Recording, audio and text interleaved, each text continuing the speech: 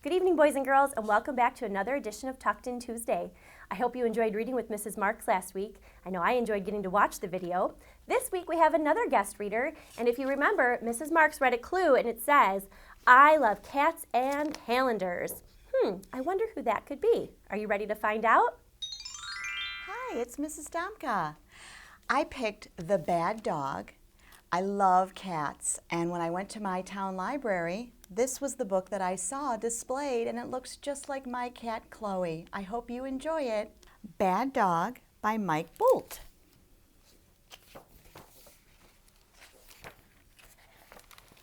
Look what I got for my birthday, a pet dog. My dog has black and white fur, pointy ears, and a cute little nose. Her name is Rocky, and she is a bad dog. Rocky doesn't listen like good dogs. Hey, Rocky, come. Aw, come on, you can do it, Rocky. Come here, girl. See, Rocky is a bad dog. Good dogs like to go for walks, but not Rocky. And Rocky really doesn't like other dogs. She is great at climbing, though. Bad dog, Rocky, come down. Rocky doesn't listen. She is a bad dog. I am teaching Rocky some tricks that good dogs do. Sit, Rocky. Stay. Rocky, fetch. Rocky, roll over. Shake a paw. Rocky is not a good dog. But Rocky isn't all bad. Rocky doesn't bark when the mail is delivered, and Rocky doesn't have accidents on the floor. She doesn't chew my toys either, though she does like to play with my shoelaces. What else does Rocky like?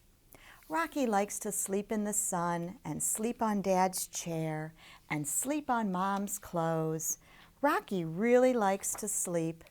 I thought Rocky liked to play in the water, but she is not a fan of bath time. Come down, Rocky. See, Rocky still doesn't listen. She is such a bad dog, with black and white fur, pointy ears, and a cute little nose. You know what? I think Rocky would make a pretty great cat. Well, most of the time.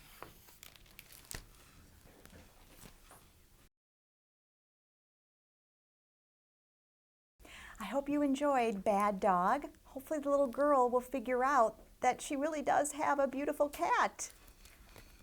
Let's continue with Ramona and find out if she was able to get the egg off of her face. Chapter 4, The Quimby's Quarrel. But Ramona, said Mrs. Quimby, on Saturday I've already told you that I boiled several eggs so I wouldn't have to boil an egg for you every morning. I put the boiled eggs on one shelf in the refrigerator and the raw eggs in another. In my hurry, I took an egg from the wrong shelf. I am sorry, there is nothing more I can say. Ramona remained silent. She felt mean and unhappy because she wanted to forgive her mother, but something in that dark, deep down place inside her would not let her. Hearing her teacher call her a show-off and a nuisance hurt so much she could not stop being angry at almost everyone. Mrs. Quimby sighed in a tired sort of way as she gathered up sheets and towels to feed into the washing machine in the basement. Ramona stared out the window and wished the misty rain, which fell softly and endlessly, would go away so she could go outdoors and roller skate away her bad feelings. Beezus was no help. She had spent the night at Mary Jane's house with several other girls, and they had stayed up late watching a horror movie on television and eating popcorn. Afterward, they stayed awake, talking, too scared to go to sleep. That morning, Beezus had come home tired and grouchy and had fallen asleep almost immediately. Ramona wandered around the house looking for something to do when she discovered her father sitting on the couch, pencil in hand, drawing pad on his knee, frowning at one bare foot. Daddy, what are you doing that for? Ramona wanted to know. That's what I keep asking myself, her father answered as he wiggled his toes. I have to draw a picture of my foot for my art class. I wish we got to do things like that in my school, said Ramona. She found pencil and paper, pulled off one shoe and sock, and climbed on the couch beside her father. Both studied their feet and began to sketch. Ramona soon found that drawing a foot was more difficult than she had expected. Like her father, she stared, frowned, drew, erased, stared, frowned, and drew. For a little while she forgot she was cross. She was enjoying herself. "There," said Ramona at last. She had drawn a good, not an excellent foot. She looked at her father's paper and was disappointed in what she saw. It was the kind of picture a teacher would pin up off in the corner where no one but the artist would notice it. Her father's foot looked like a flipper. For the first time, Ramona began to doubt that her father was the best artist in the whole world. This thought made her feel sad, in addition to reminding her she was cross at the world. Mr. Quimby studied Ramona's picture. "That's not bad," he said, "not bad at all. My foot is easier to draw." Ramona felt as if she should apologize for drawing a better foot than her grown-up father. "My foot is sort of neater," she explained. "Your foot is kind of bony and your toes are hairy. That makes your foot harder to draw." Mr. Quimby crumpled his drawing and threw it into the fireplace. "You make me sound like Bigfoot," he said with a rueful laugh as he threw a cushion at Ramona. The day dragged on. By dinner time, Ramona still had not been able to forgive her mother, who looked even more tired. Mr. Quimby had crumpled several more unsatisfactory drawings of his foot, and Beezus had emerged from her room, sleepy-eyed and half awake, when her mother called the family to supper. "I wish we could have cornbread again," Ramona said, not because she particularly liked cornbread, but because she felt so cross she wanted to complain about something. Cornbread was a pretty shade of yellow, which would have looked cheerful on a misty day. She leaned forward to sniff the plate of food set before her.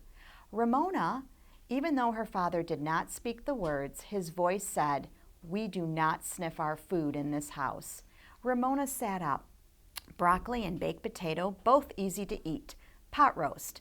Ramona leaned closer to examine her meat. She could not find one bit of fat, and there was only a bit of gravy poured over her serving. Good. Ramona refused even the tiniest bit of fat. She did not like the slippery, squishy feeling in her mouth. "Delicious," remarked Mr. Quimby, who did not feel he had to inspect his food before eating. "Nice and tender," said Beezus, beginning to cheer up after her hard night. Ramona seized her fork, speared her meat to her plate, and began to saw with her knife. "Ramona, try to hold your fork properly," said her father. "Don't grip it with your fist. A fork is not a dagger." With a small sigh, Ramona changed her hold on her fork. Grown-ups never remembered the difficulty of cutting meat when one's elbows were so far below the tabletop. She succeeded in cutting a bite of meat the way her parents thought proper. It was unusually tender and not the least bit stringy, like some pot roasts her mother had prepared. It tasted good, too.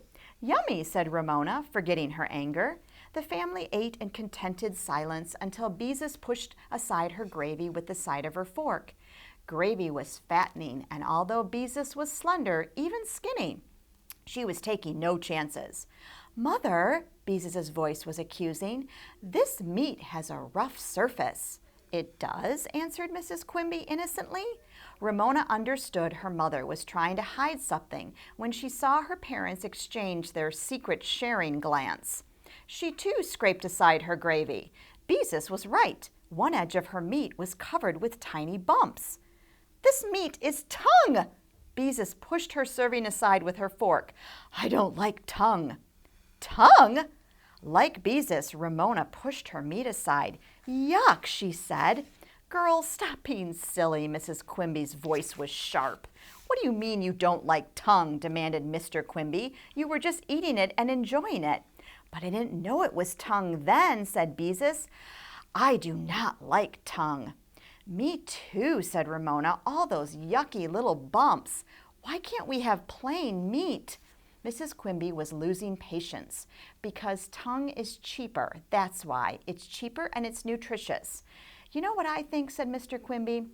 "I think this whole thing is a lot of nonsense. You liked tongue when you didn't know it was tongue, so there is no reason why you can't eat it now." "Yes, this whole thing is ridiculous," said Mrs. Quimby. "Tongue is disgusting," said Beezus. "Picky can have mine." "Mine too," echoed Ramona, knowing she should eat what was set before her. But tongue? Her parents were asking too much. The meal continued in silence, the girls guilty but defiant, the parents unrelenting. When Mr. Quimby finished his serving of tongue, he helped himself from Ramona's plate. Picky Picky, purring like a rusty motor, walked into the dining room and rubbed against legs to remind the family that he should eat too. "I wonder," said Mrs. Quimby, "why we named the cat Picky Picky." She and Mr. Quimby looked at one another and only partly suppressed their laughter. The girls exchanged sulky glances. Parents should not laugh at their children. Beezus silently cleared the table. Mrs. Quimby served applesauce and oatmeal cookies, while Mr. Quimby talked about his work at Santa's Little Helper in the frozen food warehouse. He told how snow fell inside the warehouse door when someone opened it and let in warm air. He told about a man who had to break icicles from his mustache when he left the warehouse. Snow indoors, icicles on a mustache. Ramona was full of questions that she would not let herself ask. Maybe working at Santa's Little Helper wasn't as much fun as she had thought. "I'll tell you what," said Mr. Quimby to Mrs. Quimby, when the last cookie crumb had been eaten. "You need a rest. Tomorrow the girls can get dinner and you can take it easy." "Good idea," said Mrs. Quimby. "Sometimes I do get tired of cooking." "But I'm supposed to go to Mary Jane's tomorrow," protested Beezus. "Call her up and tell her you can't come." Mr. Quimby was both cheerful and heartless. "That's not fair," said Beezus. "Tell me why it isn't fair," said Mr. Quimby. When Beezus had no answer, Ramona understood their plight was serious. When their father behaved this way, he never changed his mind. "But I don't know how to cook," Ramona protested, "except Jell-O and French toast." "Nonsense," said Mrs. Quimby. "You are in the 3rd grade and you can read. Anyone who can read can cook." "What'll we cook?" Beezus had to accept the fact that she and Ramona had no way out. "The same things I cook," said her mother. "Whatever I have bought on special that you can find in the refrigerator. And cornbread." Mr. Quimby, his face serious but his eyes amused, looked at Ramona. "I expect to be served cornbread." That evening, after the dishes had been put away, Picky Picky was polishing gravy from his whiskers, and their parents were watching the evening news on television. Ramona marched into Beezus's room and shut the door. "It's all your fault," she informed her sister, who was lying on the bed with a book. "Why didn't you keep still?" "It's just as much your fault," said Beezus. "You and your yucks." Both girls recognized nothing would be gained by arguing over blame. "But you like to cook," said Ramona. "And you like to make Jell-O and French toast," said Beezus. The sisters looked at one another. What had gone wrong? Why didn't they want to prepare dinner? "I think they're mean," said Ramona. "They're punishing us," said Beezus. "That's what they're doing." The sisters scowled. They liked to cook. They did not like to be punished. They sat in silence, thinking cross thoughts about parents, especially their parents, their unfair, unkind parents who did not appreciate what nice daughters they had. Lots of parents would be happy to have nice daughters like Beezus and Ramona. "If I ever have a little girl, I won't ever make her eat tongue," said Ramona. "I'll give her good things to eat, things like stuffed olives and whipped cream." "Me too," agreed Beezus. "I wonder what there is for us to cook." "Let's go look in the refrigerator," suggested Ramona. Beezus objected. "If they hear us open the refrigerator, Mom and Dad will think we're hungry and we'll get a lecture on not eating our dinner." "But I am hungry," said Ramona, although she understood the truth of Beezus's words. Oh well, she wouldn't actually starve to death before breakfast. She found herself thinking of French toast, golden with egg under a snowfall of powdered sugar. Maybe, Beezus was thoughtful, maybe if we're extra good, they'll forget about the whole thing. Ramona now felt sad as well as angry. Here she had worked so hard to do her part by getting along at the Kemps, and now her family was not pulling together. Something had gone wrong. Beezus was probably right. The only way to escape punishment was to try to be extra good. "Okay," Ramona agreed, but her voice was gloomy. What a dismal thought, being extra good, but it was better than allowing their parents to punish them. Ramona went to her own room, where she curled up on her bed with a book. She wished something nice would happen to her mother and father, something that would help them forget the scene at the dinner table. She wished her father would succeed in drawing a perfect foot, the sort of foot his teacher would want to hang in the front of the room, above the middle of the blackboard. Maybe a perfect foot would make him happy. And her mother? Maybe if Ramona could forgive her for not boiling the egg, she would be happy. In her heart, Ramona had forgiven her, and she was sorry she had been so cross with her mother. She longed to go tell her, but now she could not when she was being punished. Chapter 5, The Extra Good Sunday. Sunday morning, Ramona and Beezus were still resolved to be perfect until dinner time. They got up without being called, avoided arguing over who should read Dear Abby's advice first in the paper, complimented their mother on her French toast, and went off through the drizzly rain to Sunday school, neat, combed, and bravely smiling. Later, they cleaned up their rooms without being told. At lunchtime, they ate without complaint the sandwiches they knew were made of ground-up tongue. A little added pickle relish did not fool them, but it did help. They dried the dishes and carefully avoided looking in the direction of the refrigerator, lest their mother be reminded they were supposed to cook the evening meal. Mr. and Mrs. Quimby were good-humored. In fact, everyone was so unnaturally pleasant that Ramona almost wished someone would say something cross. By early afternoon, the question was still hanging in the air. Would the girls really have to prepare dinner? Why doesn't somebody say something, Ramona thought, weary of being so good, weary of longing to forgive her mother for the raw egg in her lunch. Well, back to the old foot, said Mr. Quimby, as he once more settled himself on the couch with drawing pad and pencil and pulled off his shoe and sock. The rain finally stopped. Ramona watched for dry spots to appear on the sidewalk and thought of her roller skates in the closet. She looked into Beezus's room and found her sister reading. Ramona knew Beezus wanted to telephone Mary Jane, but had decided to wait until Mary Jane called to ask why she had not come over. Mary Jane did not call. The day dragged on. When dry spots on the concrete in front of the Quimby's house widened until moisture remained only in the cracks of the sidewalk, Ramona pulled her skates out of her closet. To her father, who was holding a drawing of his foot at arm's length to study it, she said, "Well, I guess I'll go out and skate." "Aren't you forgetting something?" he asked. "What?" asked Ramona, knowing very well what. "Dinner," he said. The question that had hung in the air all day was answered. The matter was settled. "We're stuck," Ramona told Beezus. "Now we can stop being so good." The sisters went into the kitchen, shut the door, and opened the refrigerator. "A package of chicken thighs," said Beezus with a groan, "and a package of frozen peas, and yogurt, 1 carton of plain and 1 of banana." There must have been a special on yogurt. She closed the refrigerator and reached for the cookbook. "I could make place cards," said Ramona, as Beezus frantically flipped pages. "We can't eat place cards," said Beezus. "Besides, cornbread is your job because you brought it up." Both girls spoke in whispers. There was no need to let their parents, their mean old parents, know what was going on in the kitchen. In her mother's recipe file, Ramona found the card for cornbread written in Mr. Quimby's grandmother's shaky handwriting, which Ramona found difficult to read. "I can't find a recipe for chicken thighs," said Beezus, "just whole chicken. All I know is that Mother bakes thighs in the flat glass dish with some kind of sauce.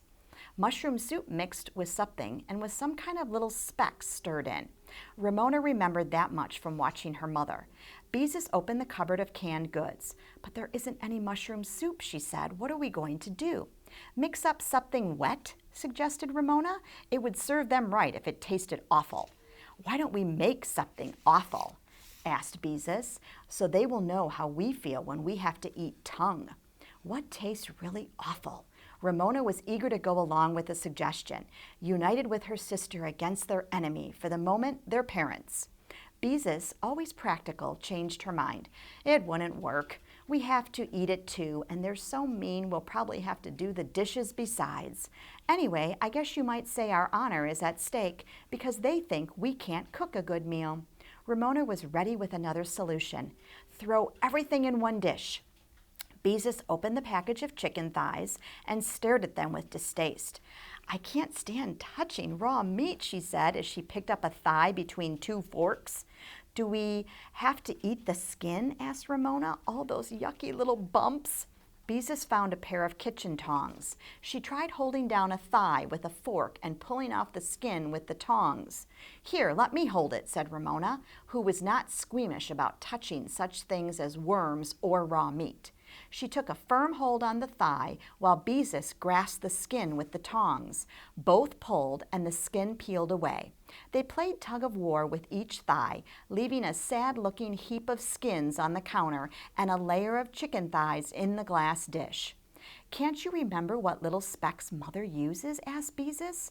Ramona could not. The girls studied the spice shelf, unscrewed jar lids, and sniffed. Nutmeg? No. Cloves? Terrible. Cinnamon? Chili powder? Well, yes, that must be it. Ramona remembered that the specks were red. Beezus stirred half a teaspoon of the dark red powder into the yogurt, which she poured over the chicken. She slid the dish into the oven set at 350 degrees, the temperature for chicken recommended by the cookbook. From the living room came the sound of their parents' conversation, sometimes serious and sometimes highlighted by laughter. While we're slaving out here, thought Ramona as she climbed up on the counter to reach the box of cornmeal. After she climbed down, she discovered she had to climb up again for baking powder and soda. She finally knelt on the counter to save time and asked Beezus to bring her an egg. "It's a good thing Mother can't see you up there," remarked Beezus as she handed Ramona an egg. "How else am I supposed to reach things?" Ramona successfully broke the egg and tossed the shell onto the counter. "Now I need buttermilk." Beezus broke the news. There was no buttermilk in the refrigerator. "What'll I do?" whispered Ramona in a panic. "Here, use this." Beezus thrust the carton of banana yogurt at her sister. "Yogurt is sort of sour, so it might work." The kitchen door opened a crack. "What's going on in there?" inquired Mr. Quimby. Beezus hurled herself against the door. "You stay out," she ordered. "Dinner is going to be a surprise." For a moment, Ramona thought Beezus had been going to say a mess. She stirred egg and yogurt together, measured flour, spilling some on the floor, and then discovered she was short of cornmeal. More panic. "My cooking teacher says you should always check to see if you have all the ingredients before you start to cook," said Beezus. "Oh, be quiet." Ramona reached for a package of cream of wheat because its grains were about the same size as cornmeal. She scattered only a little on the floor. Something was needed to sop up the sauce with little red specks when the chicken was served. Rice! The spilled cream of wheat gritted underneath Beezuz's feet as she measured rice and boiled water according to the directions on the package. When the rice was cooking, she slipped into the dining room to set the table and then remembered they had forgotten salad. Salad! Carrot sticks were quickest. Beezus began to scrape carrots into the sink. "Yipe!" yelled Ramona from the counter. "The rice!" The lid of the pan was chittering. Beezus snatched a larger pan from the cupboard and transferred the rice. "Do you girls need any help?" Mrs. Quimby called from the living room. "No," answered her daughters. Another calamity. The cornbread should bake at 400 degrees, a higher temperature than that needed for the chicken. What was Ramona to do? Stick it in the oven anyway. Beezuz's face was flushed. In went the cornbread beside the chicken. "Dessert," whispered Beezus. All she could find was a can of boring pear halves. "Back to the cookbook. Heat with a little butter and serve with jelly in each half," she read. Jelly. Half a jar of apricot jam would have to do. The pears and butter went into the saucepan, never mind the syrup spilled on the floor. "Beezus!" Ramona held up the package of peas. Beezus groaned. Out came the partially cooked chicken while she stirred the thawing peas into the yogurt and shoved the dish back into the oven. The rice! They had forgotten the rice, which was only beginning to stick to the pan. "Quick, take it off the burner." How did their mother manage to get everything cooked at the right time? "Put the carrot sticks on a dish. Pour the milk." "Candles!" Beezus whispered. "Dinner might look better if we have candles." Ramona found 2 candle holders and 2 partly melted candles of uneven length. One of them had been used in a Halloween jack-o'-lantern. Beezus struck the match to light them. Because although Ramona was brave about touching raw meat, she was skittish about lighting matches. Was the chicken done? The girls anxiously examined their main dish, bubbling and brown around the edges. Beezus stabbed a thigh with a fork, and when it did not bleed, she decided it must be done. A toothpick pricked into the cornbread came out clean. The cornbread was done, flat, but done. Grit, grit, grit sounded under the girls' feet. It was amazing how a tiny bit of spilled cream of wheat could make the entire kitchen floor gritty. At last their dinner was served, the dining room light turned off, dinner announced, and the cooks, tense with anxiety that was hidden by candlelight, fell into their chairs as their parents seated themselves. Was this dinner going to be edible? "Candles!" exclaimed Mrs. Quimby. "What a festive meal!" "Let's taste it before we decide," said Mr. Quimby with his most wicked grin. The girls watched anxiously as their father took his first bite of chicken. He chewed thoughtfully and said with more surprise than necessary, "Why, this is good." "It really is," agreed Mrs. Quimby, and took a bit of cornbread. "Very good, Ramona," she said. Mr. Quimby tasted the cornbread. "Just like grandmother used to make," he pronounced. The girls exchanged suppressed smiles. They could not taste the banana yogurt, and by candlelight, no one could tell that the cornbread was a little pale.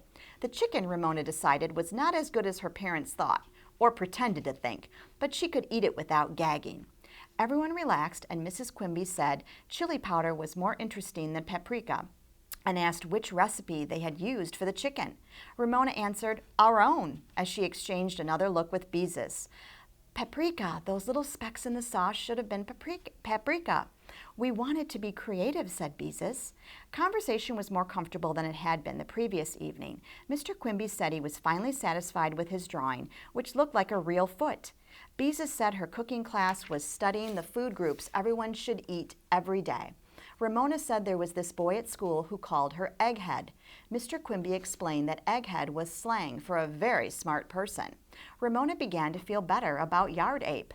The meal was a success if the chicken did not taste as good as the girls had hoped and the cornbread did not rise like their mother's. Both were edible. Beezus and Ramona were silently grateful to their parents for enjoying or pretending to enjoy their cooking. The whole family cheered up. When they had finished their pears with apricot jam, Ramona gave her mother a shy smile. Mrs. Quimby smiled back and patted Ramona's hand. Ramona felt much lighter. Without using words, she had forgiven her mother for the unfortunate egg, and her mother had understood. Ramona could be happy again. "You cooks have worked so hard," said Mr. Quimby, "that I'm going to wash the dishes. I'll even finish clearing the table." "I'll help," volunteered Mrs. Quimby. The girls exchanged another secret smile as they excused themselves and skipped off to their rooms before their parents discovered the pile of chicken skins and the broken eggshell on the counter, the carrot scrapings in the sink, and the cream of wheat, flour, and pear syrup on the floor. For next time, here is the clue of our guest reader. This teacher loves fairies.